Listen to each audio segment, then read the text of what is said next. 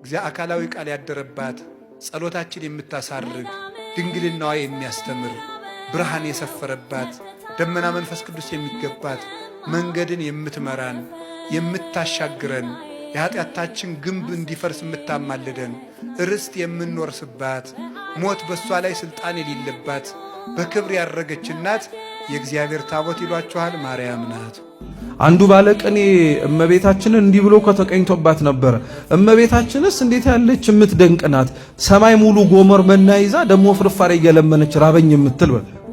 ሰማይ ሙሉ ጎመር መና የተባለው እኮ ባለቤቱ ነው። እሱን አዝላ እንጀራ የሚሰጠውን እንጀራ ትለምናለች።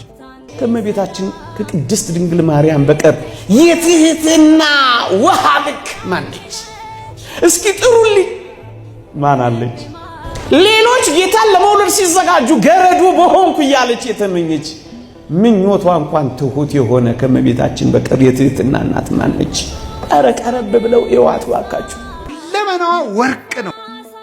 ስጋዋ ወርቅ፣ ነፍሷ ወርቅ፣ ህሊናዋ ወርቅ፣ ልቧ ወርቅ፣ ህዋሳቷ ወርቅ፣ ስሟ ወርቅ፣ ሁለንተናዋ ገንዘብ የሆነ ጸጋን የተመላች እጅ እግሯ ገንዘብ የሆነ ናት እመቤታችን።